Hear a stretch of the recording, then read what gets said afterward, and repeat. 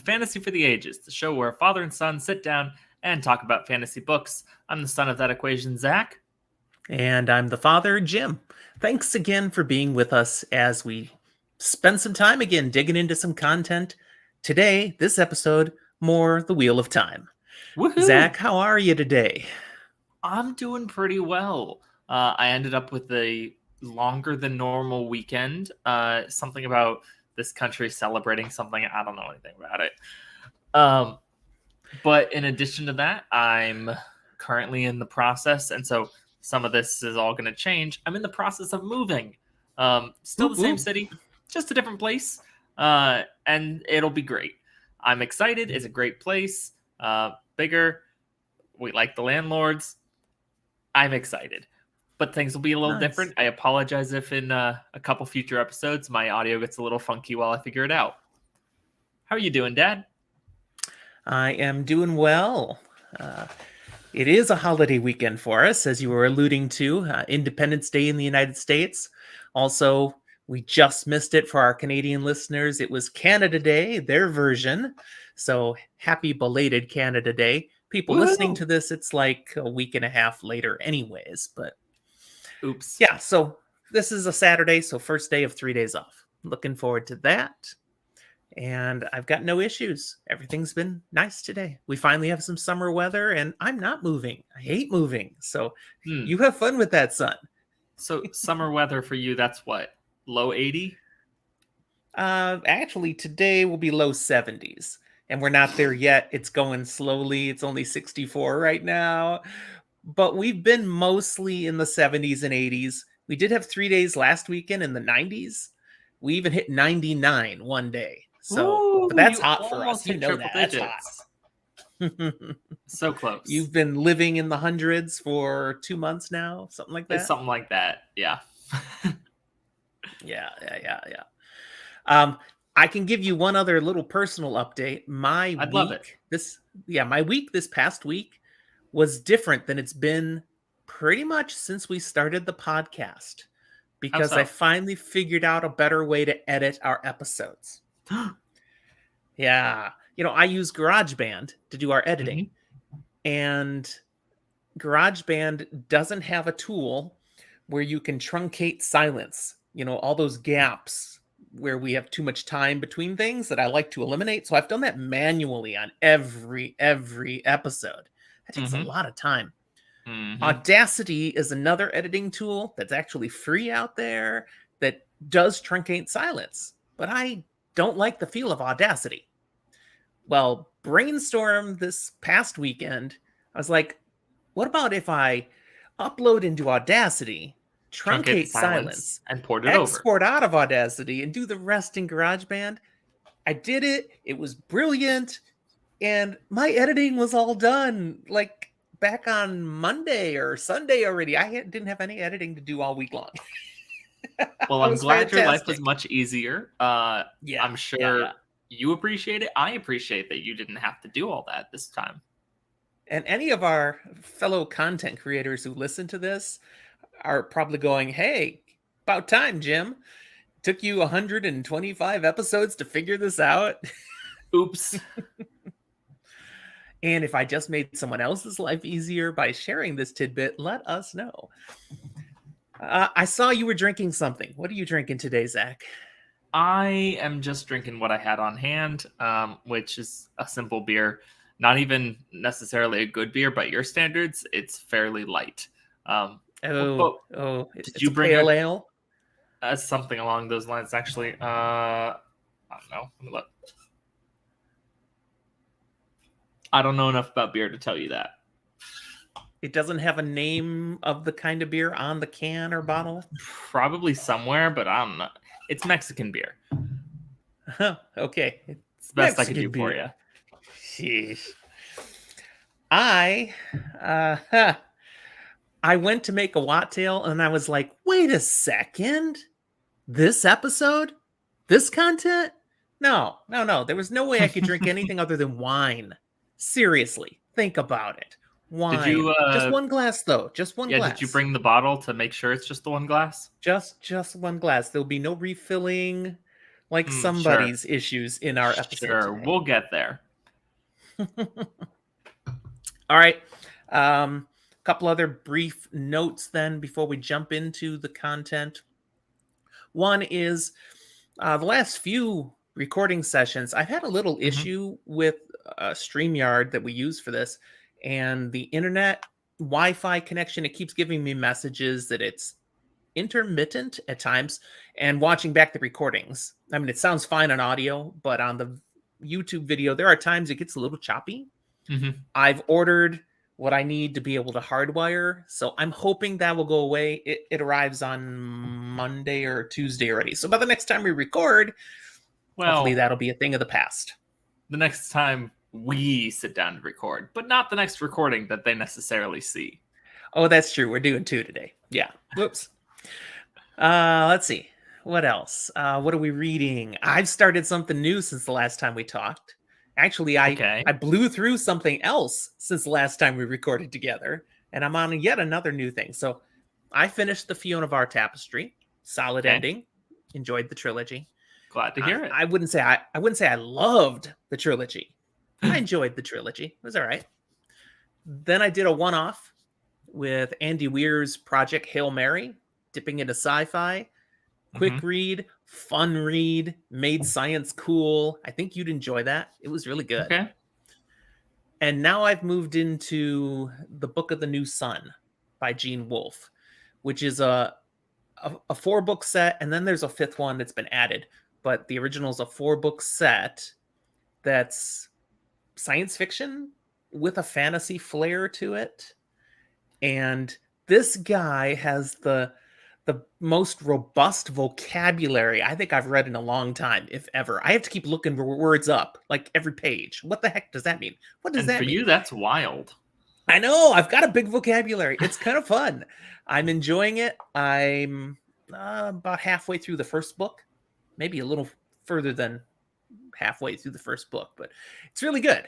And people who know I've been reading it have been going, "Oh, that's great. That's one I couldn't make it through." Or, "Oh, that's great. We're so excited for you. You're going to love it." So it's a tough one for some people to read. I'm not having any trouble. I'm enjoying it. How about you? Where are you at? So I've been re-listening every now and then to The Wheel of Time, getting ready for our episodes and such, but I got a little carried away and ahead of where we are. So I finished The Fires of Heaven on a reread here and decided, what's next? What am I listening to? And started The Lies of Loch Lamora by Scott Lynch. That Gentleman Bastard series. Yeah. I'm enjoying it very much so far. Not super deep into it, but it's fun and clever in a stupid way sometimes. I'm not going to sell it well with that, but I'm excited to read further books as well, and I've barely started this one. So that's a good sign. Yeah. In addition, about half an hour ago, somewhere around those lines, I finished Arcanum Unbounded, rounding out with Edge Dancer. Nice. So I will... Edge Dancer. Yes. I'm sorry. It sounded like you said Edge Dancing, so I was just clearing it up. No, Edge Dancer. English is hard. I don't know what Edge Dancing would be. See, we're not that kind of podcast. I mean, I feel like it's just the verbiage, verb forms. Anyway... next, we'll be jumping back into Broken Earth Trilogy, book number 2, The Obelisk Gate. Great. All right. I enjoyed that one. I haven't read the Gentleman Bastard series. It's on my TBR. I'll get to it eventually, maybe next year. We'll see. All right. 2 other notes, fast ones. One, we have a Twitter tournament for July about to start. When people listen to this, will be already underway, but it won't be done. So find us on Twitter, Fantasy for the Ages, and get in on voting for the Twitter tournament, where we're voting this time on the fantasy or sci-fi series that have the best conclusions, the ones that really nail the ending. And we've got a bunch of submissions ready, so we'll definitely have some prelim rounds and then move into the full tournament. A lot of excitement for this, so that's good. The last thing is something you suggested the last time we did a recording that we're actually moving forward with, and that's our Pern Book Club. I'm excited. So, I went out to a local bookstore. I bought the first 5 because I happened to find them, and I was like, I need these in paper copy, please.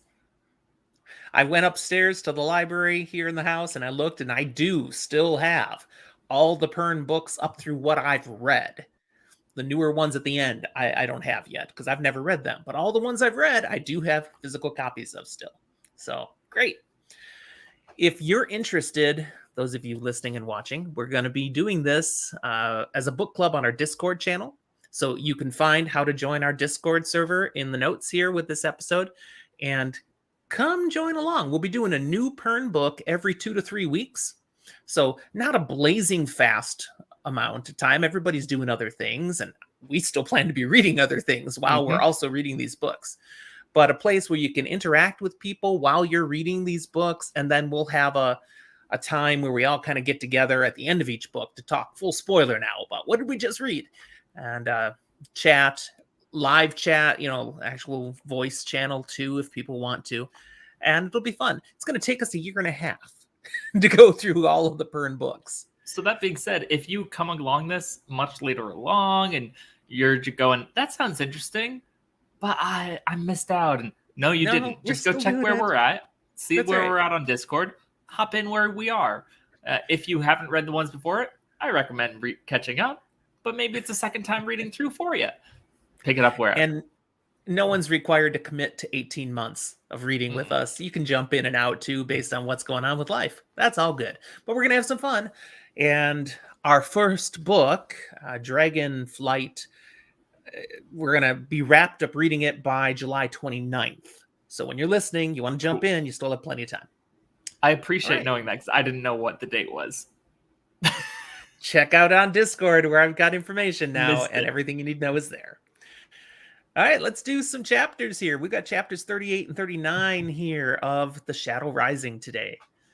Chapter 38 returns us to a plot line that we've been away from for a really long time. You might have forgotten it's part of the book. Literally, this is the plot line with Nynaeve and Elayne, and they're traveling to Tanchico on a sea folk ship, and they started this all the way back in chapter 20. And we've not touched on it since, other than one little blip in chapter 35 where we were following Egwene's plotline as she met with Elayne in Teleron Riyadh. We've got a little update on their traveling. But that's it. It was just a tiny little blip. The plotline has been going, but we also know it hasn't been that much of anything new or different up until this point. Right. Robert Jordan covered a bunch of Perrin in the Two Rivers during this time, and that story's not done. There's more there coming. And then a bunch of stuff with Rand in the Aiel Waste. Rand and Egwene and Matt. And Moiraine and Egwene. And there's still more of that to happen. But all of that covered chapters and chapters, and now let's get back to Nynaeve Elayne with Thom and Juilin on a ship. It kind of makes sense to me, though, that there's this big gap that we don't follow them because the other two groups cheated. Perrin took them through a portal stone. No, through a waygate. Perrin took the ways. Jump right over. Okay, so through a waygate. And Rand took a portal stone to jump over the travel. The girls had to take a boat. Okay, it was fast. But it was a really fast boat. But it's still a boat, and it's still a big continent. So we didn't get a lot of traveling chapters. It's good that they did have a fast boat, though. That the Windfinder they discovered could channel, because otherwise we might not have got back to this plot line till book 5. It would have been chapter 60. Oh, wait, this book doesn't go that high. Right. Now, even though we're returning to Nynaeve and Elayne, we still don't get back to them actually in chapter 38. We'll come to them in chapter 39. Chapter 38, instead, is about setting the stage in Tanchico. Which I love, actually. Yeah, it's a fascinating look at this cesspool of a city they're wading into. Zach, will you remind us, why are they going to Tanchico in the first place? What are they looking for? So, in Tanchico, they're looking for 2 things, really. When they had some of the Black Aja that they had captured down in Tyr, they told them 2 different stories. One being, hey, we're going to go break out Mazrim Taim, and one being, hey, we're going to go to Tanchico. And it was like, And our heroes here decided, we're chasing after this Tanchico lead. which included A, the rest of the Black Aja sisters that we know of, hopefully are there and we're going to hunt them down, and B, they are in Tanchico to hunt down some kind of weapon, object, something that is dangerous to Rand, the Dragon Reborn. Right. And even though just that little nudge more, not just dangerous to the Dragon Reborn, but something that could potentially be used to control the Dragon Reborn. Which is terrifying. Ooh, yeah. Especially when we keep in mind one of the last times that this group saw Rand doing anything, he was holding Kalendor, and it was terrifying. Boku powerful, man. Oof. Now, Moraine sent Thom with them. Rand sent Juilin. Because of just the sort of dangers that they might run into Tanchico that we're going to learn about now. Nobody knew exactly what they'd find. In fact, Moraine thought it was less likely they'd find the Black Aja there than following the other lead. Shows she doesn't know everything. But Robert Jordan is going to give us, in chapter 38 here, the real heads up of what they can expect they might be running into. And I like that. So first up, we're going to reconnect with a Shanshan woman, Eginin. Now, Eginin is not just your run-of-the-mill Shanshan. Zach, remind us of what we already know of this Eginin. Yes, Eginin is a named Shanshan, which means she's important and appears multiple times in these books. More importantly, we've seen her before. She was there in Falma. She was the one who initially had actually, let's say, accosted Bail Doman's ships. She holds a certain rank and position as, I think, equivalent of, say, like a captain in the army. I don't know Shanshan military structures well enough, but she holds some rank and position. Yeah. And so her ship brought Bail Doman's under control. She was part of that whole Falme experience with the Shanshan. And likewise, when the Shanshan fled from Falme, Eginin left too. So with that considered, what is she doing in Tanchico? Yeah, and we're going to find out here. Why is she here now? Now, just a little bit, we had learned back in, I believe, the prologue of the Dragon Reborn, we did get the bit that the Shanshan hadn't gone all the way back to Shandar. They had just gone offshore a bit to some of the Sea Folk Islands. And the High Lady Suroth had kind of folded them in and was still going to now execute another attempt to both take over the land and capture or control the Dragon Reborn. So that's what Eginin is doing here. She's on a mission from High Lady Suroth. And we'll talk more about that in just a moment. But what we actually see right off here is she's having a meeting with another unsavory character we've met before. A big flash from the past, Florin Gelb. Oh, goodness. Tell us about Florin Gelb. Florin Gelb goes all the way back to the Eye of the World. This lazy sack of a sailor served on Bail Doman's ship.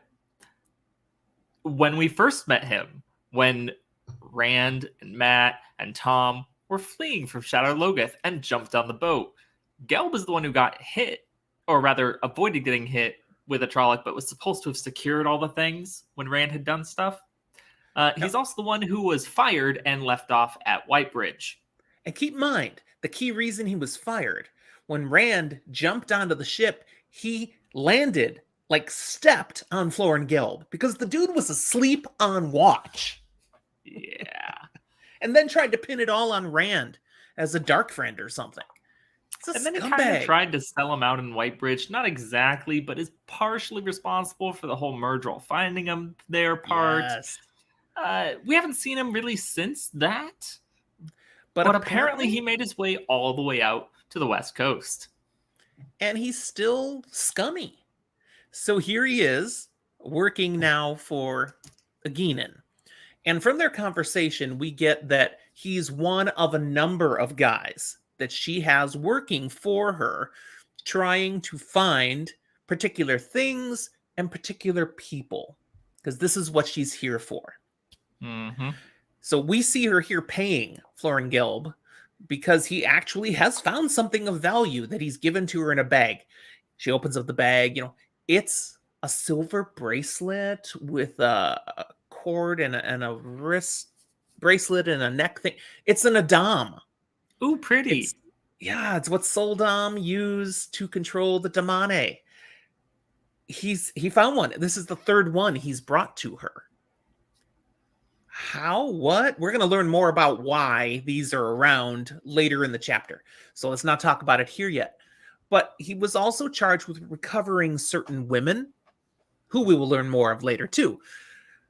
But he's a scumbag, remember. So he's all excited now. He's found the women. And she's like, okay, tell me where. Give me more information. I'll follow up. Because a previous time he'd found one of the women. Well, he kidnapped a woman. She didn't even. She kind of looked like one of the descriptions. She had a wart. She turned him into a newt. Ban the witch! She didn't even have a Shanshan accent. These are all Shanshan. He was told they wouldn't talk like normal people around here. They talk like she does. He kidnapped her anyways. Gelb saw a profit, and he tried to pull one over her. Yeah. Aginin was forced to cover it up. Then he can't just let her go. Oh, sorry about that, miss. No. She got to go bye-bye. So rather than kill her, she shipped her off to Shandar. A life of servitude. So what I'm hearing at this point is human trafficking. Yes, totally. And this is all Gelb's fault. Because he's a doofus and lazy. It's largely Gelb's fault. We can't put Aginin as blameless in this. Now, I want to point out the name of this particular person. It's significant. Lylewyn. Mm-hmm. That only caught my attention this time through. Same. The exact same for me. Everybody remember that name. Spoiler light, we can't tell you why, but right here, chapter 38 of The Shadow Rising, you get the name Lylewyn. We'll tell you, Aginin won't forget it either. Nope. The meeting ending, Aginin heads outside to where she heads to her chair. She will be borne by bearers, and she's surrounded by bodyguards to be taken back to where she's staying. And we get some tidbits in her mind about Tanchico. One, it's packed with refugees. Why? Why is it packed with refugees, Zach? To the best of my knowledge, Tanchico being packed with refugees is largely a product of its proximity to Falma and Toman Head and the aftermath in that situation. Yes, a little geography lesson there again. Toman Head kind of is right in between the nations of Eredaman and Terabon. It kind of a no man's land that both countries had argued over time. So what happened there led people to flee. And of course, a bunch of them ended up in Tanchico, just farther into Terabon, away from Toman Head. They're homeless. They got no money. They fled without their stuff. And so there's a bunch of people desperate and hungry, begging for food and help. Most likely, not only begging, but also the rates of crime have likely increased in these streets. I'm sure when people are desperate, they'll take what they need from whoever they can get it. So things are not pleasant. Now, add to that the powers that be in Terabon have even given up patrolling the streets. The Civil Watch is not functioning. No. And it's not just because it's crazy with all these helpless, hopeless people. There's some political stuff going on in Tanchico right now. Tanchico is the center of power for Terabon, but really, there's so much going wrong in Tanchico right now that the rest of Terabon's just kind of on its own. We'll talk more about those issues in our next POV moment that's coming up, but she's just noticing this place is a mess, and you don't dare go out without protection. She passes someone maybe you need protection from as she's leaving this place, someone else coming in. Jacob Carradine. We've met him before. The Inquisitor for the Children of the Light. Not a nice guy at all. He's got a few hundred soldiers, children, with him here in Tanchico. And due to that, he has some power. She has nothing but disdain for military force like the Children of the Light, where they don't answer to anyone but themselves. That's not how it's supposed to work. As a Shanshin, she's got no interest of something like that. She also wonders when in the world she can be done with this mission she's on, because she just wants to be back on her ship. She's wearing fancy clothes, she's blending in, and she hates this. She's not a lady, you know, she wants to be rough and tough out there on her ship again. She's doing well, but espionage is not her preferred method of anything. She'd much rather be doing this in brute force. Yep. Now, there's a key thing here that's triggered for us to recognize, and that is she's thinking, and everything will be so much better when our Shanchan forces move in and take over. We can bring order, solve this homeless issue. So she doesn't say it, but we are supposed to infer there's an invasion planned. This is where they're going to try again. Planned, and very specifically, she's not looking at this as being, oh, we're taking over and we're killing everyone in concrete. No, it's we're going to fix things here because this is a mess, and so we need to rule it. So we should be remembering something, therefore, or realizing something about Elayne. Is she a good guy? Is she a bad guy? What do you think? Bit of both. I would feel more so that she's a good guy working for the bad guys. I don't think we see too much evidence necessarily to say that she's a good person at this point. I do think we see she's a good Shanchan up to this point. Yeah, which what we've seen so far of her, but she follows her orders. She works to do things right. That being said, doesn't mess around. When I look at this from a first-time reader, or even just looking back on it, just because you're doing your best to follow orders and do well within the society doesn't make them good things. She's still human trafficking. She's still doing horrible things. Is she good? We'll see. There's historical precedent to back up your statement there. I was just following orders. And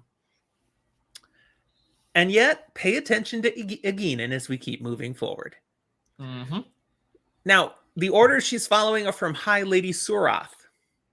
I already talked about her a little bit, but is there anything else we've learned about the High Lady Surath over the book so far that we should remember right now? I think so, but I need you to say it so that I don't spoil something that I don't remember if we've learned yet. Dark Friend! Thank you. Okay. That was me going, I think so.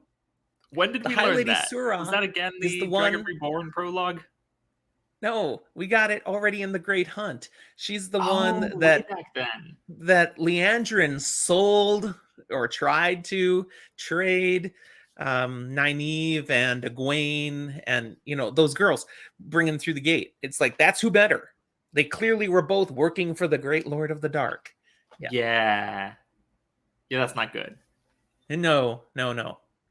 All right, one last note on Elayne in here. As she is leaving, she also sees somebody where she's like, oh, and kind of looks the other direction. Bayle Domon is here in town. Look, he's here too. And she is glad he didn't notice or recognize her. Why might he? Well, you said it earlier. Her ship accosted his. And he would remember that she's Shanchan, blowing any cover she has. Yeah. He also... he was pretty impressed with her back at the times. I mean, she made a significant impression on Bayle Domon. Now, she's not dressed at all like she was when she was captaining her ship. That probably helps. She just looks like another Terraboner. Or Terraboner. Let's not go there. It is a We're discussion. Not that kind of podcast. Okay, so we know from this section that the Shanchan are up to something here in Tanchico. And that an invasion is on the way, maybe imminently. But what other dangers might there be? Let's jump over to the POV of that guy she passed, Jacob Carradine. It's never good when White Cloaks are around. Especially not when we also know they're not good. Well, again, Dark Friend alert. We know he's a Dark Friend from previous reading. Now, Carradin's going to have two meetings in his point of view that we follow here in this chapter. One that he knew was coming, one that springs on him. But in his thoughts, we know he's actually fearful of a whole nother meeting that might happen at any time. Because how we know Carradin is a Dark Friend is a previous visit from a Myrddraal that gave him follow-up orders to find Randall Thor and kill him. And those contradicted the previous orders he'd gotten at the Dark Friend Social, the prologue of the Great Hunt. I mean, yes, but that's not the orders that those specifically contradicted. Yeah, I did. Because he got orders from Petronile and then immediately got orders from a Myrddraal. And those conflicted. But before Petronile's orders, though, he already had orders of what to do with Randall Thor. Social, yes. Yeah. Yes. So at the Dark Friend Social... all three of these sets of orders are about Rand. Yeah. Petronile's orders, those are secondary. Because, Petronile might kill him, but the Great Lord of the Dark could destroy him eternally or whatever. That's a whole other dangerous thing. Yeah. Details are iffy. So from the Dark Friend Social, he had orders to find and capture Randall Thor. From the Myrddraal, he's got... Do I have that backwards? No, I've got that right. From the Myrddraal, he had orders to find and kill Randall Thor. And the Myrddraal put a little more behind it because he said to him, and to give you some motivation, each month that you fail to come through, I'm going to kill one of your family members. And you have until you run out of extended family. Because then I'm coming for you. Because when there's no one else, it's your blood. And so we have on here that he's thinking about the reports he's gotten of family members dying horrifically over the past few months. And he's like, because he still had no luck tracking down Rand. He thinks Rand is out here still. This is where we get the information that there are still big groups of Dragonsworn all over. Again, order has kind of disintegrated in Terabon, especially beyond Tanchico. Tanchico's a mess, but the rest of the country just has hordes of Dragonsworn all over. And he's like, Rand's got to be with one of them, but I haven't been able to find him. Yeah, he couldn't be further from where Rand is right now. He has no idea. Yeah. But he does still have other business to do. You mentioned Petronile before. He is officially here on business of the Children of the Light. So this meeting he's at is part of that. He's meeting with a highly placed representative of the King of Terabon. And in this meeting, we learn that the king wants the children's help to secure the Panarch's palace. So we got to remind people here of what we know about government here. You've got the king and the Panarch are the two ruling entities in Terabon. One collects the money and one spends it. Yeah, so they're a balance of power. Okay, and they have different levels of authority. They are both elected or selected by an assembly. Okay, the assembly pretty much has no power except to pick the king and the Panarch, and they empower them, and then they run the country. So it's loosely kind of a dual representative monarchy. That's something weird. Something like that. But there's a revolt going on right now. And part of that is because some of these assembly members have joined the rebels. And they want to bring the king down. They'd put him in power before, and now they want him out of power. And he's not going. He's holding on. And the previous Panarch was just recently murdered. There's a belief that the Panarch was siding with some of those rebels, and the king had her murdered. There's no proof, but that's word on the street. Okay. which has only emboldened the rebellion, and even more of the assembly members have been going to the rebels' side. Now, there is a new nominee to be Panarch. The king has chosen this person. That's not how it's supposed to work. Nope. The Lady Amathera is supposed to be raised to Panarch. Now, she happens to be sleeping with the king.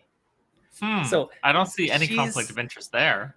Yeah, she's a puppet, okay? She's his person to get in there, and then the king will have all power. The assembly, the few that are left, haven't said no, but they haven't voted her in, and he's just making it happen anyways. That's what's going on during all this. And if he can get it to happen, then he thinks we can calm things down. There'll be order again, and the regular people will be like, oh, we have a king and a panarch again. Okay, everything's fine. That's what they'll see, and he thinks he can run with that. Yeah, people will just look at it and go, politics. The key to this is getting her in officially as panarch. And to do that, it's got to take place in the panarch's palace.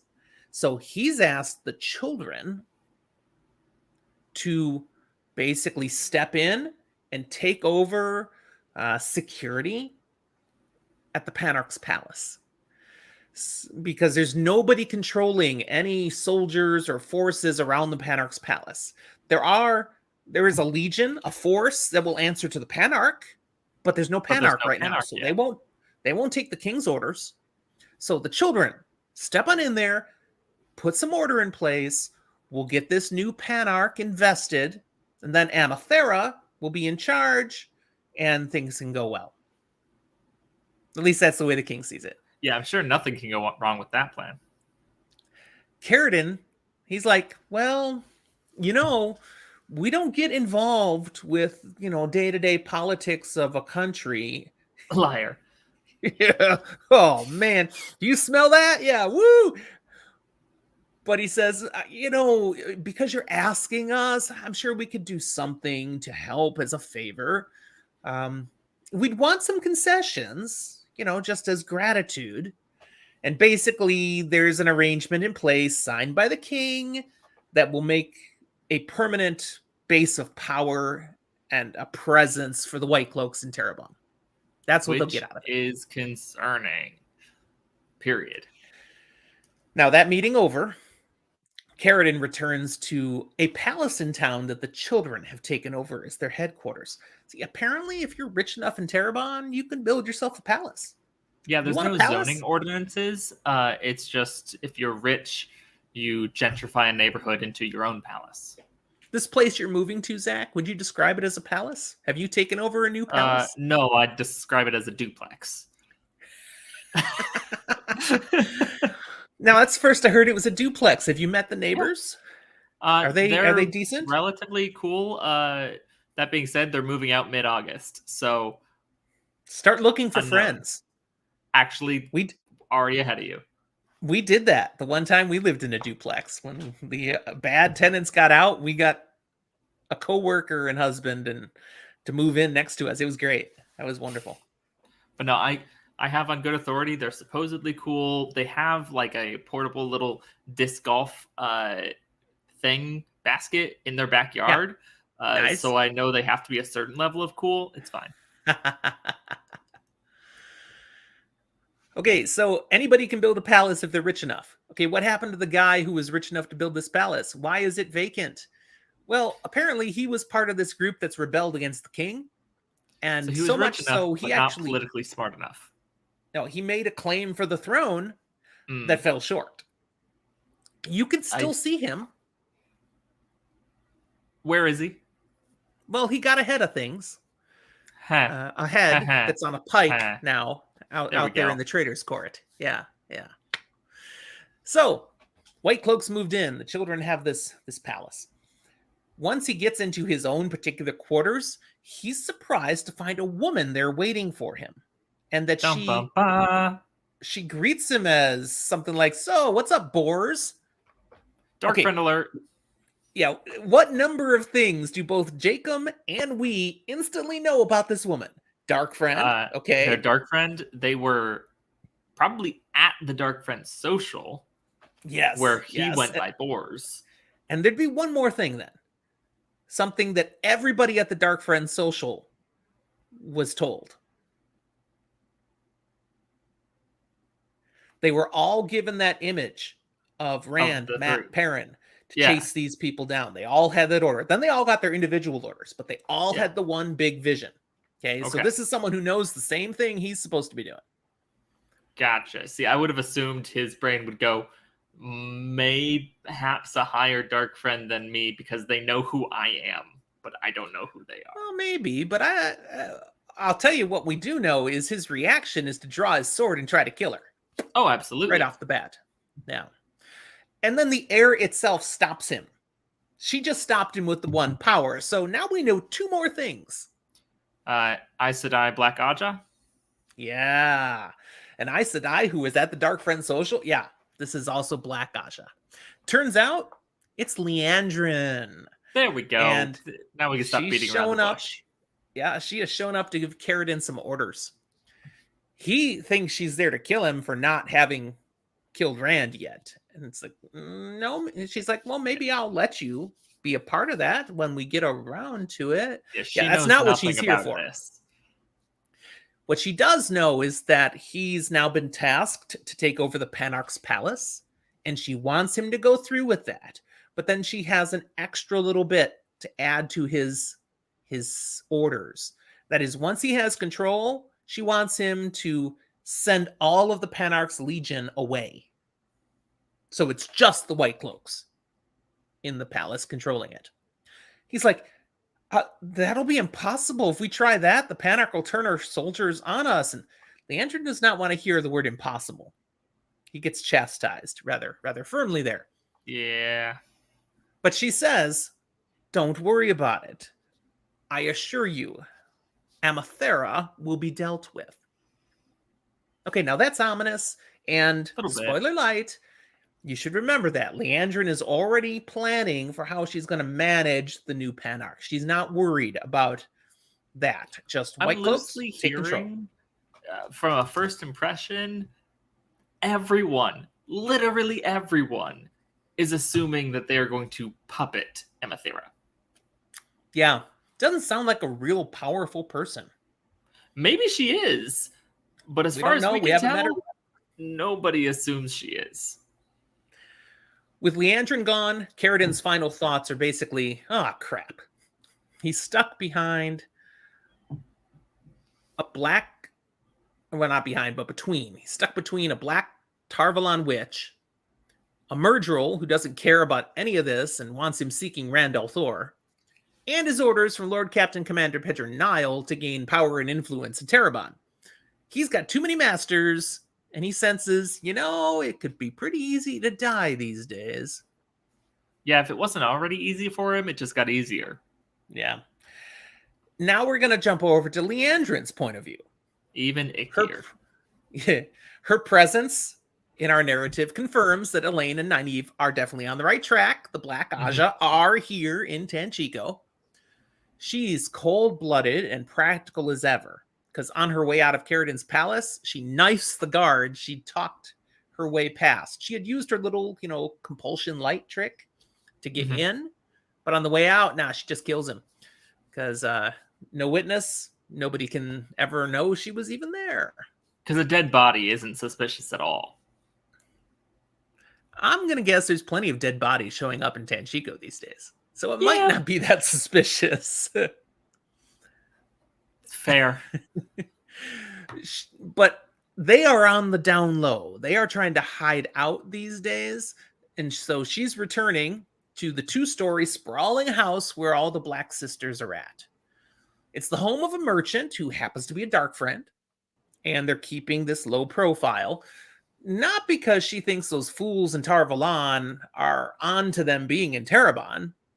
But she's pretty sure Siuan Sanche and her Aes Sedai are searching for them, and they've got eyes and ears all over the place, so let's keep it low. Let's not be noticeable. That's kind of what they're doing. It's kind of let's not be super obvious. We're not scared, but there's no reason to actively tell people, hey, come hunt me here. Right. So certainly tying to that, they are not acting as if they are Aes Sedai. They're not using the one power in obvious ways. They've not made their presence known. All 11 remaining Black Sisters who fled the tower are here in this one place. They're all staying here. There were 13. Yes. What happened to the other 2? Well, they were captured and then eventually mysteriously dead. Right, back in Tyr.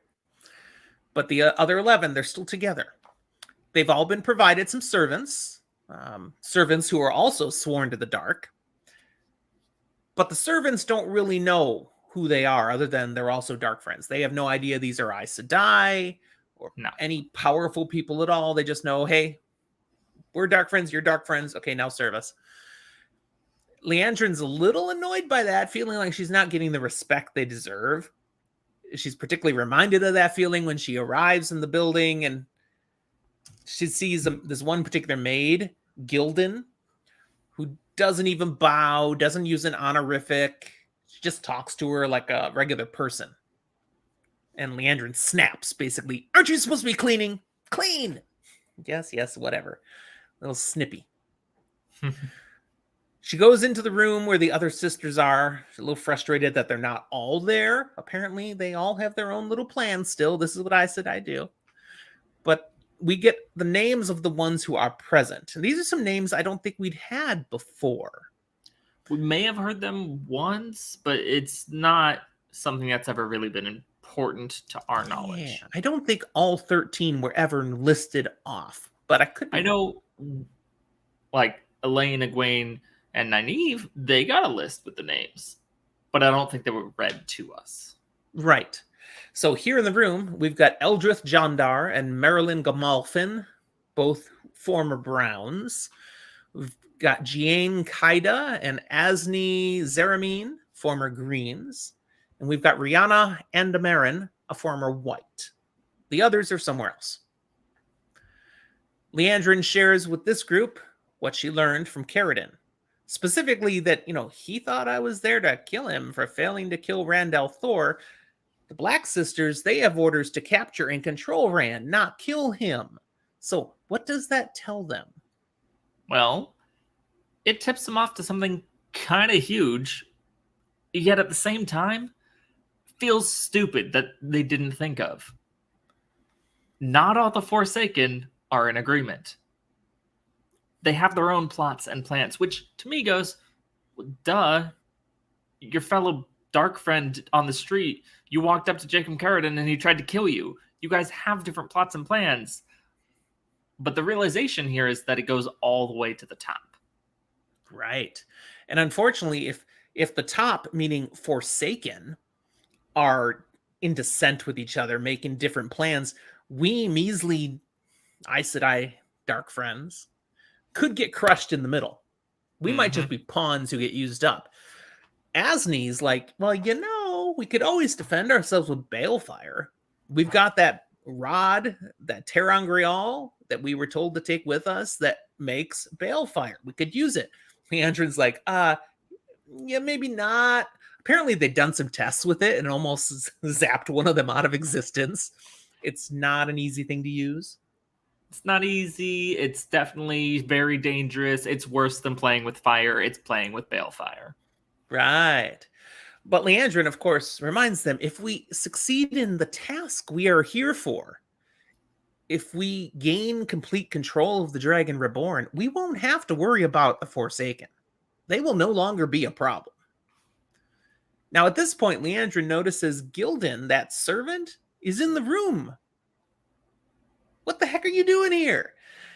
And she, not sassily, just kind of casually says, cleaning, like you told me. Liandrin's like, and just wants to strike her down with the power. But no, we're pretending we're not Aes Sedai. We're not giving that away. So she orders Gildan for her flippancy to go to the cook and tell him to strap her hard, punish her. And off Gildan goes. In the back of her mind, Liandrin's like, was she eavesdropping? Was that just stupid maid being stupid? So she actually gets up and makes sure eavesdropping. Gildan did leave, right? She's not hanging out inside the room. Yeah, she's gone. Okay. And they continue talking. She turns to Eldrith, who has been tasked to research something. And what did we learn? Okay, well, what we get here is that they are looking for that thing that'll help them control Rand. The something whatchamacallit. Yep. It must be a ter'angreal, they figure, because it's something to control a person who can channel. It's in the Panarch's palace somewhere. So they figure it's either in the exhibition room or in the Panarch special collection. But they're speculating. They haven't found anything to prove exactly what it is or exactly where it is. But whatever it is, they need it. That's how they'll control Rand al'Thor. So I'm glad they have no idea what they're looking for, because this makes it a little simpler. One more point of view switch. Oh, by the way, did you see Jason joined us? Hey, Jason. I did. Welcome. Yeah.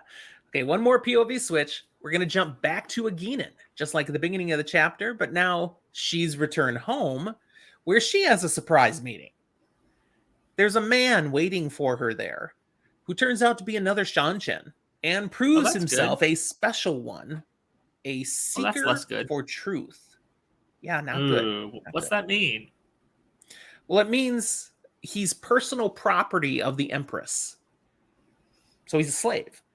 But as that property, he is specially empowered to seek out truth. He has the full force of the law behind him. She is required to answer his questions, obey his demands. It makes me think of if the Hand of the Children of the Light was an actual, like, recognized body of government, if it was ingrained into the system as they claim to be, rather than their own third-party thing.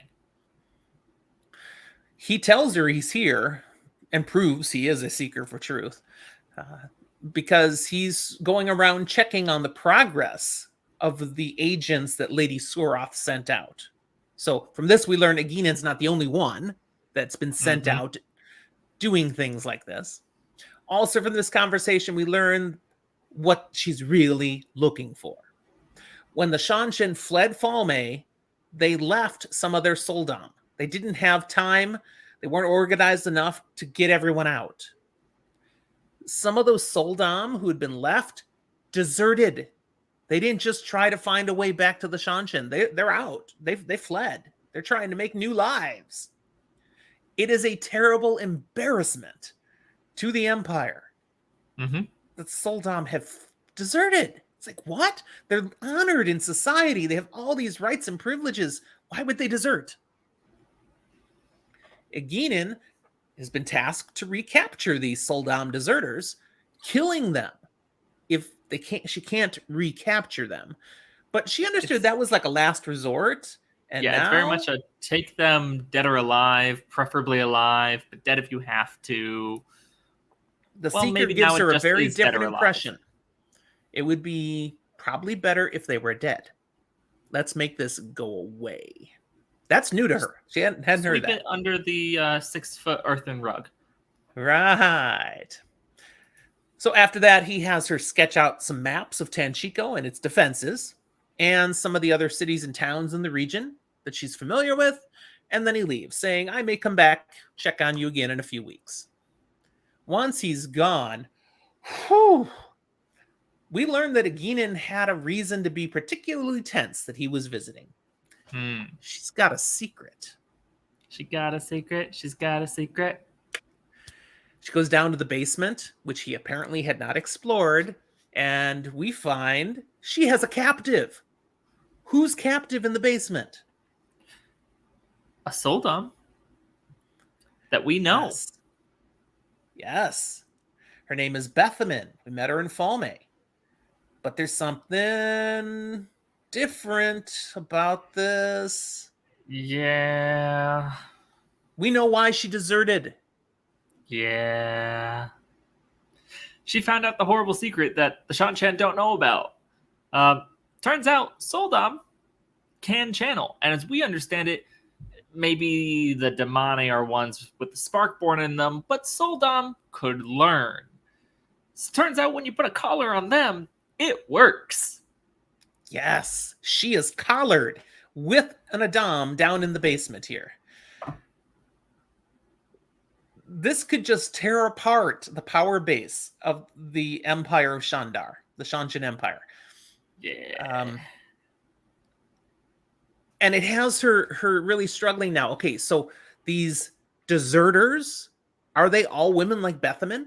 Is that the deal? Are these women who learned they can channel and could be collared, and so they fled? And if I reveal I caught one and I know this secret, will I be killed? If I report this, is it that big a secret that I'll just be made to go away too? Just like the Secret of Truth implied? Probably. She's at a quandary here. She does not know what to do. The only thing she's sure of is she is not prepared to die to keep this secret. Yeah, she's a good Shanshan, but not that good. Right. All right, now we move to chapter 39. Cup of Wine. What a great name for this chapter. You've got one right there, don't you? I do. The Sea Folk ship is pulling into the dock at Tanchico. Agena had actually seen this ship earlier, the beginning of the chapter. I didn't mention it before, but she noticed, really worth mentioning. The Sea Folk ship. Yeah. Well, it's the ship where Elayne, Nynaeve, Thom, and Juilin are on, and they're ready to disembark. That's what we see as we pick up with them. They're just having some parting words with the Windfinder and the Sail Mistress. We learn the Sea Folk, they'll be staying in Tanchico just long enough to do some trading. Got to remember, the Sail Mistress needs to make her husband, the Cargo Master, happy now, because he's not been happy. Yeah. So do some trading, and then they're off to the Sea Folk Islands. They're going to spread the word. The Coramor has been found. Coramor? You mean those Sea Folk Islands that the Shanshan took over? Some of them, yes. They don't know that yet, so that's going to be discovered. Rough. Yep. And of course, Randall Thor is their Coramor. They believe the prophecy has been answered, so they need to spread the news. We're in Elayne's point of view for this chapter, so we get to learn that Elayne and Juilin, the Windfinder, they taught each other a lot of what they separately knew of the One Power along this journey. So Elayne has leveled up in her use of air, and she helped Juilin level up on fire. Something Windfinders normally wouldn't work with because we're on a ship. Not really. And we don't like Why fire. would you burn the ship down while you're in the middle of the ocean? But if you need to burn some other ship, that might be handy. Yeah. But I'm like, oh, the power users, we're sharing. Sharing is caring. Okay, moving forward down the docks, Thom and Juilin bracket them, looking tough and holding their weapons. Thom's in front, Juilin in the back. Nynaeve's kind of annoyed that they think they need to protect them, but Elayne's looking around. She's like, yeah, we could take 10 people like these two. I'm quite glad they're here. Yes. She sees the crowds, the helpless people, the desperate people, and she's thinking 2 unprotected women would probably be robbed or worse in short order. Even if they were comfortable using the power to protect themselves here, it's about image. If it's just the 2 of them, they probably will have to use the power to protect themselves. But if you have enough armed guards, you don't look like easy pickings, and people don't necessarily try to rob, murder, maim, and kill you. And of course, they don't want to use the power. They've hidden their serpent rings. They're trying to go incognito here because they're looking for Black Aja. Might be a bad call to announce, I die in town, right away when they get off the boat. And they are aware that using the power around another channeler, like these Black Aja, is a signal flare. Now, they haven't gone far at all. They're not even off the docks when they hear a shout of recognition, and here comes Baal Doman, pleased as punch to see them, assuring them, I waited in Falme as long as I could. What's that about? Remind us from the Great Hunt. What's he referencing? Well, they had... Specifically, Nynaeve had badgered him into waiting on the docks to be their escape route. And and then shit hit the fan. So he did apparently wait at the docks for them as long as he could. And I believe we kind of saw it when we saw a moment with Brigitte launching an arrow out at the Shanchan. But in the end, they went, oh, hey, we have friends here. We're going to skedaddle with them. Hope he got out. So when Nynaeve badgered him, did she ease it? No, unfortunately not. Well, having failed to give them a ride out of Falme, as was the plan, he feels he owes them. So tell you what, the city is packed. There's people everywhere, but I've got a place. Okay, I know an inn where the innkeeper and I are on real good terms. Might be able to get you situated there. So come with me. I'll use my influence, help you find a spot to stay. And they gladly accept. I'm humored, though, that he takes a moment to quietly ask, okay, so you being here now, it's not going to be the same as in Falme when you were there, will it? No, probably. Yeah. Now, Elayne thinks Doman may have recognized Thom. He should, right? Well, he should. He has met Thom before, and Thom is fairly recognizable. We mentioned it briefly earlier when we were talking about Florin Gelb. Matt Rand and Thom had been on Doman's ship back in the Eye of the World. Now, at this point, that's like over a year ago. So It's been a while, but Thom's pretty memorable. And Thom was entertaining Doman's crew for weeks, flowing down the river, and tried to convince him to go with him down to Tyr. Yeah, I think he would remember him. They don't have any words about it, but it would be like, I know you. Yeah. In conversation along the way to the inn, Bail Doman helps us learn a few more things. One, he's done pretty well since Falme. He's now running a whole fleet of ships, not just his one. He's still smuggling, and he's turning a tremendous profit doing it. A perfectly legitimate smuggling business. Yeah, legitimate as long as he keeps up on the bribes. Yep. They pass a couple of the dock masters, and they kind of nod in a friendly way to him. Yeah, they're used to Doman greasing their pockets a little bit, and it's all good. Everybody's happy. They make a little extra off of him. He makes a lot on the side. Juilin doesn't seem to like that. Mr. Law and Order, but it is what it is. He also mentions, as good as things have been, I'm thinking things are going to fall apart here pretty soon. The good times are probably going to end. And it's the Dragon Reborn's fault. We know he came to break the world. We know he's here. Stuff here is broken. And you talked about stuff hitting the fan earlier. He's pretty sure it's going to hit. The fan is coming. He's not wrong, but it does give us a really good insight into what kind of the regular person. It's not fair to call Bail Doman a quote-unquote regular person, but he's not central to our story a lot of the time. We see him here and there, but not constantly character on these plot lines. And so the fact that he independently is going, yeah, this ain't good, and it's going to continue not being good, says something. Okay, so they arrive at the inn. It's called the Three Plum Court. The innkeeper, Rendra, does seem to know Bail well. They're on great terms, and she greets the guests he's brought very, very well. In fact, makes a bit of a to-do over, a gleeman. Hey, any innkeeper likes a good gleeman to show up. Mm-hmm. And she gives them what she says are her last 2 rooms. And Nynaeve and Elayne, they're like, wow, those are good prices. They're thinking they're getting a deal. They're getting the friend deal. Because with the place packed, they could probably charge whatever. Rendra could, charge sky high, and she doesn't. It's a very reasonable rate. So Nynaeve and Elayne will get 1 room. The men will get the other. Then they're given a private dining room to enjoy a meal, and wonderful food is put in front of them. And Elayne, she finds she's not hungry. She's looking at all this great food, but all she can think about is all those starving, hungry people they walked past. All these people from elsewhere who don't have a home now and don't have a job, and she turns to Rendra and she says, "Is anyone doing anything about the hungry, the homeless?"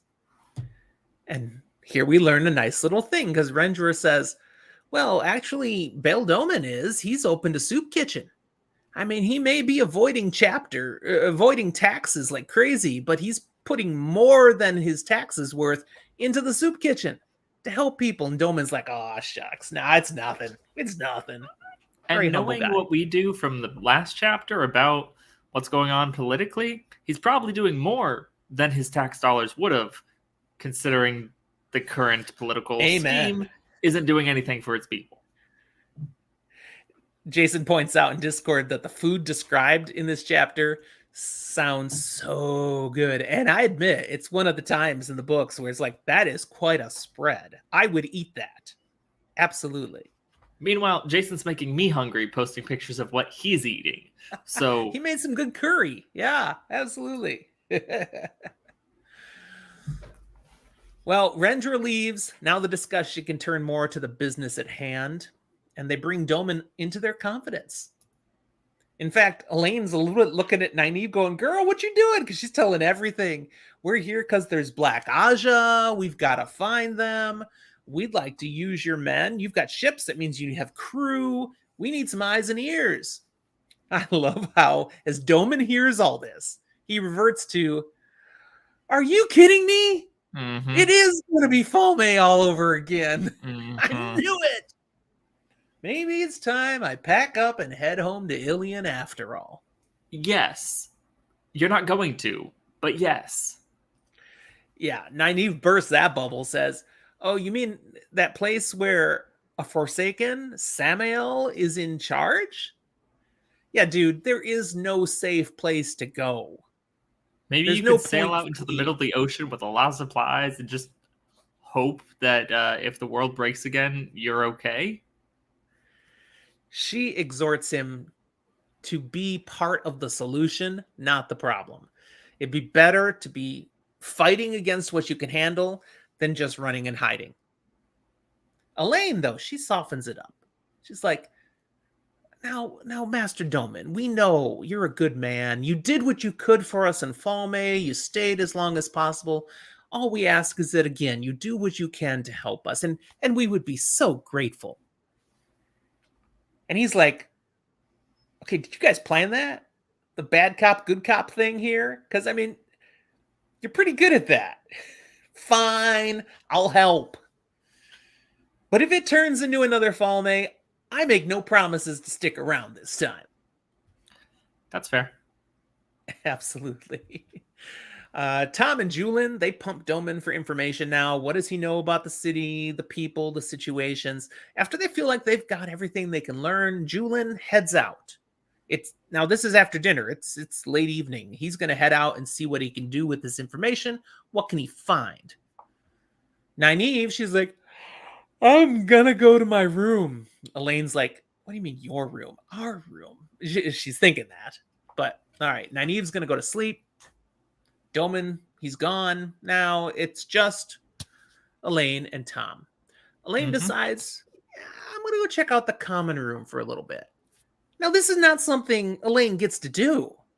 She's the daughter heir of Andor. She has not had a lot of experience just relaxing in a common room. So she's going to do that. She doesn't just like regularly go down to the pub with her friends? It doesn't work like that for poor little Elayne. Thom follows her. And, well, Thom in a common room, he's got a job to do. So he starts entertaining the crowd. And Elayne is like, sweet. And she sits amongst the people. She actually finds a table that had space. Every now and then some guy comes to try to, hit on her or something. She just glares and he leaves. But the innkeeper, Rendra, she comes over and pours her a glass of wine.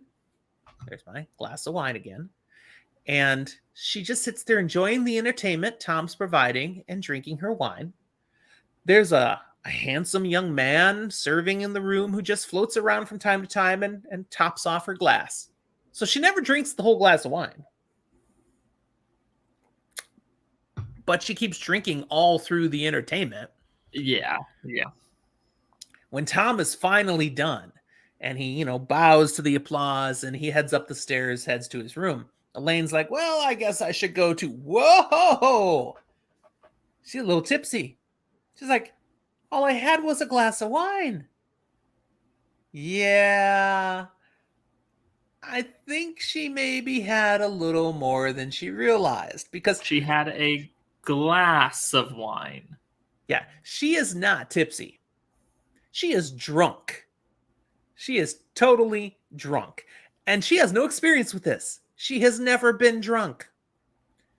What does she do? Well, she wobbles up the stairs and she knocks at the door of Thom's room. Why? She has it in her head. She wants to talk to Thom. And we get drunk Elayne interacting with Thom. Mm-hmm. If you've listened to this on the audiobook, they do a pretty good job. Drunk Elayne. It's pretty good. But here in their conversation, it comes out some memories she has of him. Yes, Thom confirms, you know me from your childhood. I was court barred in Camelin when you were a little girl. Yes, I was there. Yes, I was in a relationship with your mom. And she's a darn fine woman. Because Elayne starts going off on, so I knew about Gareth Brine, and then you, and now this Lord Gabriel. My mom's a floozy, and slap.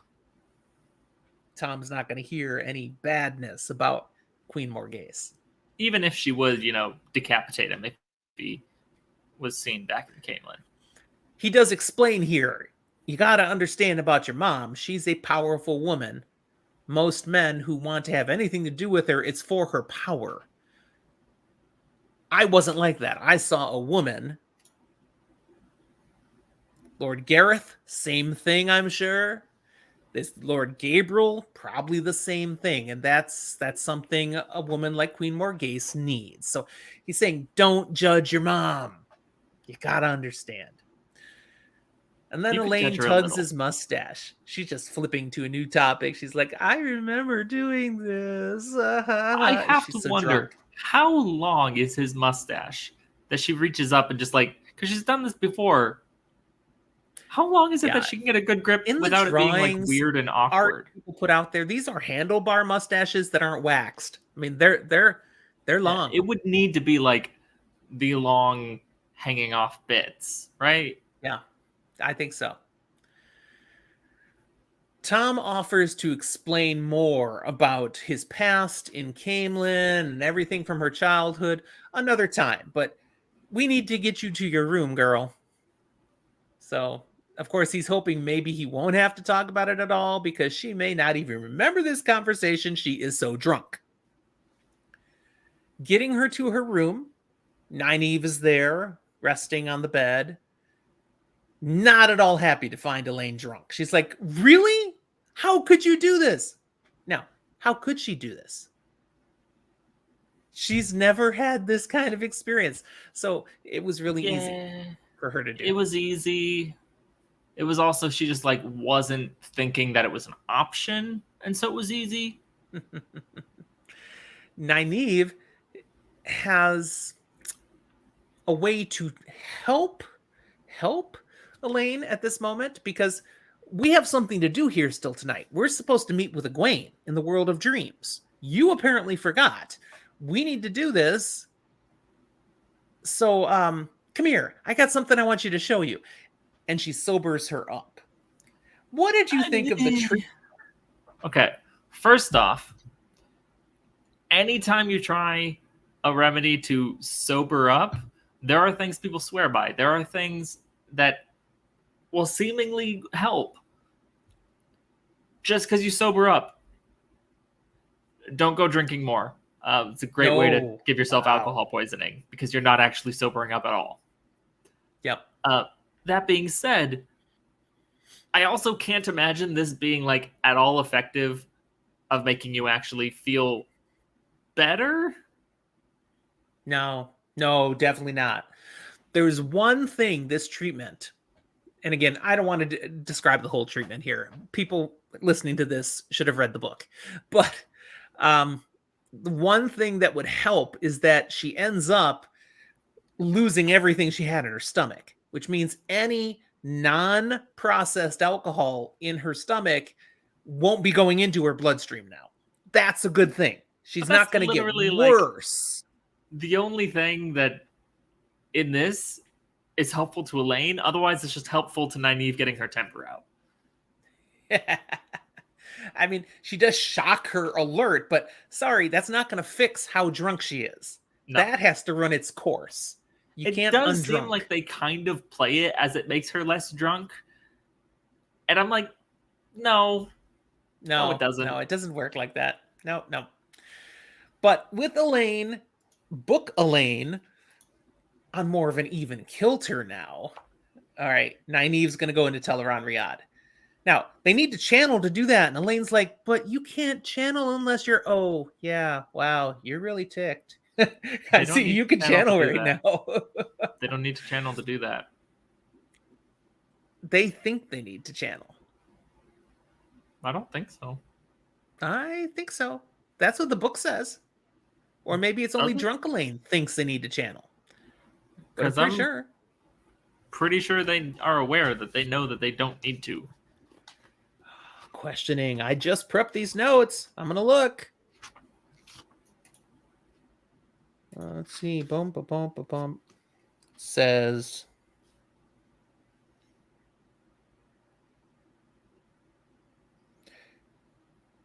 You know you cannot channel unless you are angry.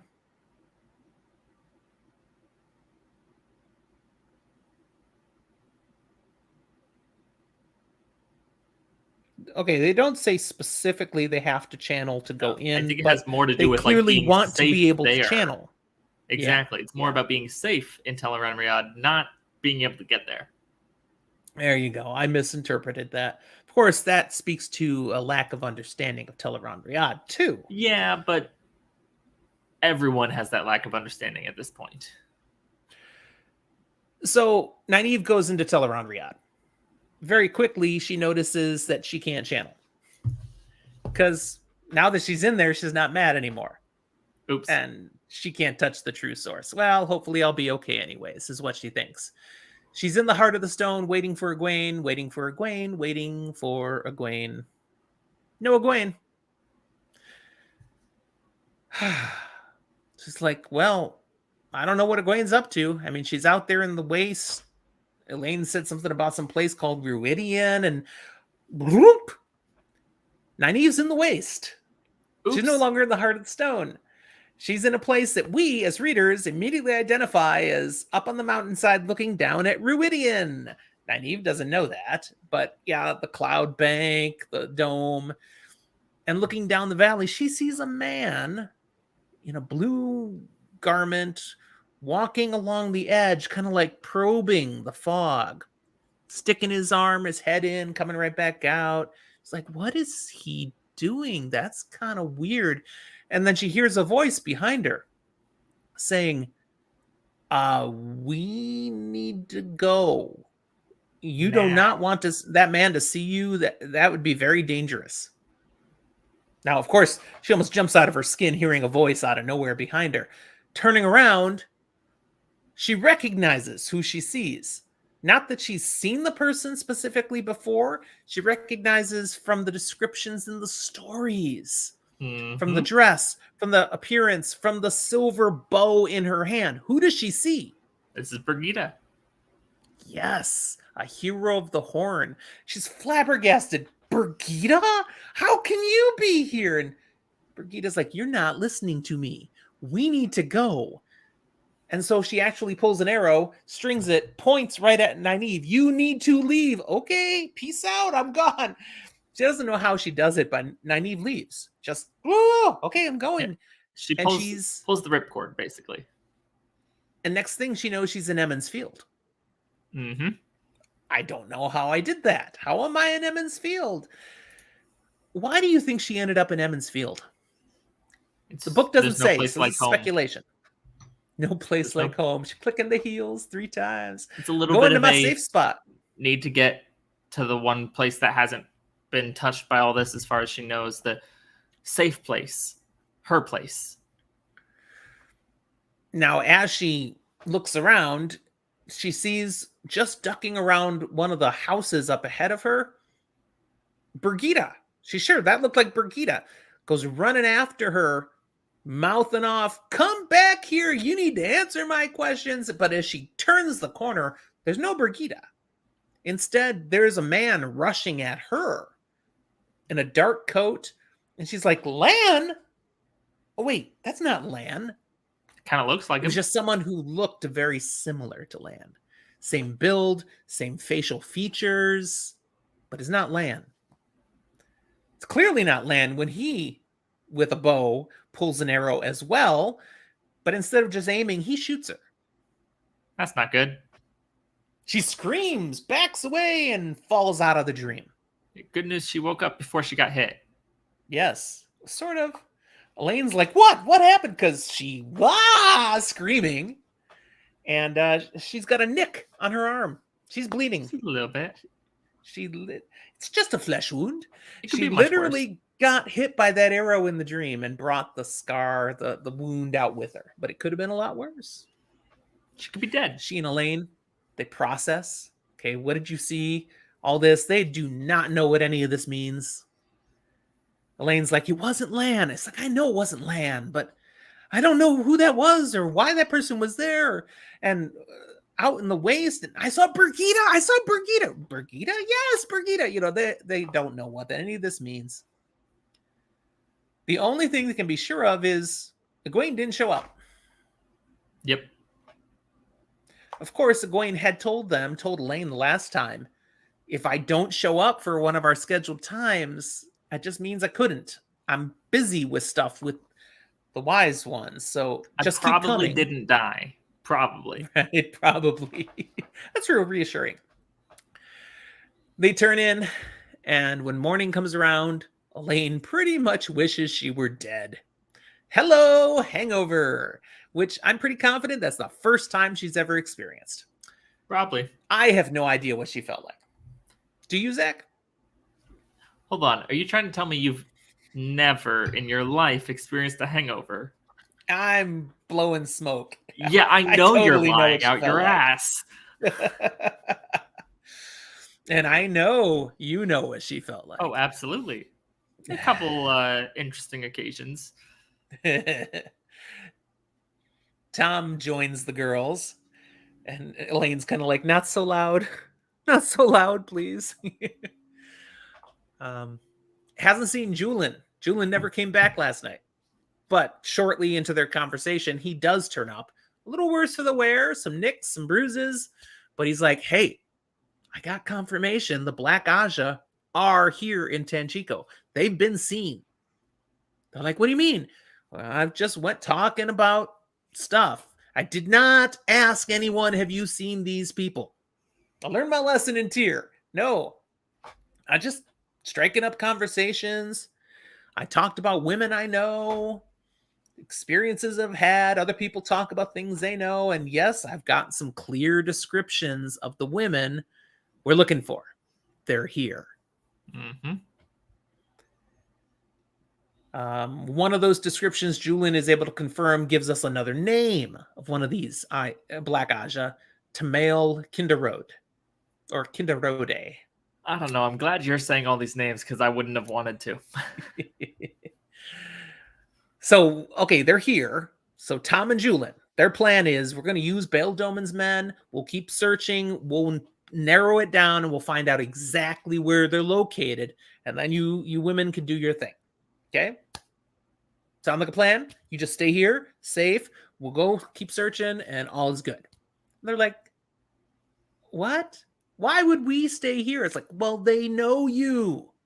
They would recognize you." Nynaeve's like, "Nah, I got a plan." Plus, that's And dumb logic. They know Juilin. The innkeeper, that's true, very true. The innkeeper walks in at this point, revealing what Nynaeve's plan is. What is Nynaeve's plan? Do you remember? I mean, to the best I can tell, they're pulling a same page out of Aginan's book and trying to blend in. Yep. They're getting a new wardrobe made, so they look just like Terabonners. And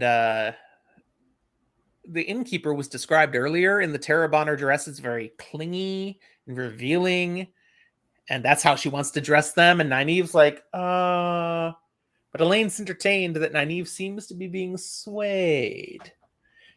She's come a ways from her prim and proper Two Rivers upbringing. There's a reason for this style of dress right now.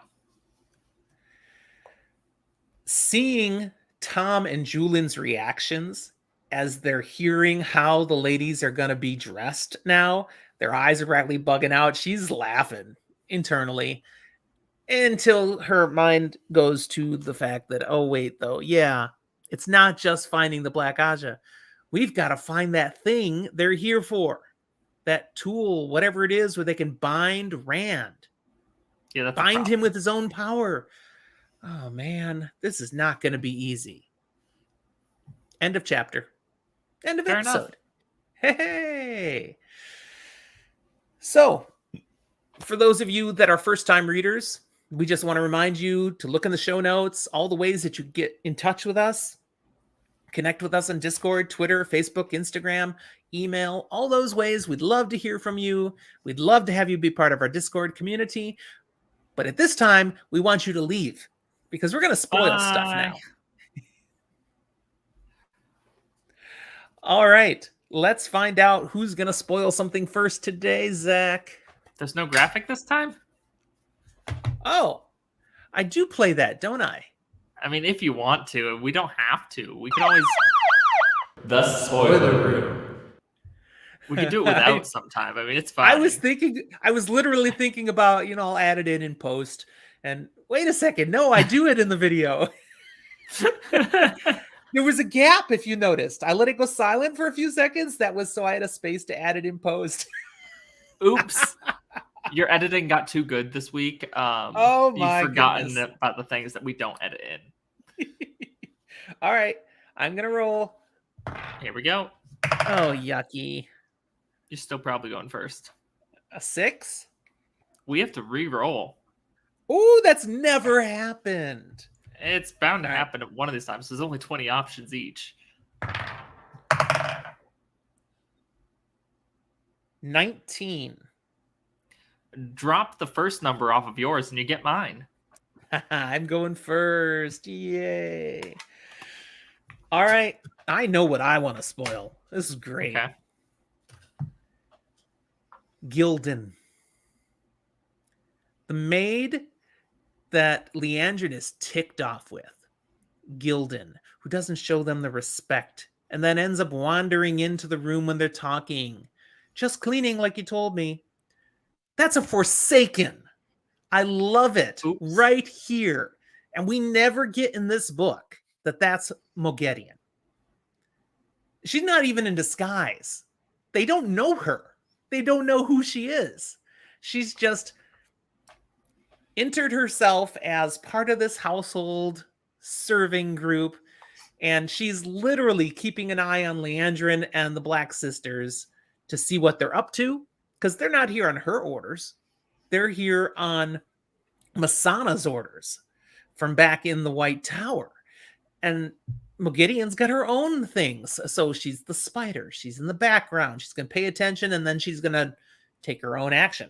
She's going to come back in the next book when they're in a different town and show up as the servant again. But no, now I'm Moghedien and put them in their place. But it's great here. You've got her multiple occasions as just this servant, and you have no idea. We're going to see Moghedien in this book. Oh, yeah. But I enjoyed knowing who she is as we see this first introduction to her, that they have no idea. That's all. That's all I wanted to spoil. For mine, it's just going to be a little thing. We touched on it briefly during the episode when we mentioned Lowlin. the individual who was sent off, who wasn't a Soldam Damane, was just a local person, got sent back, right?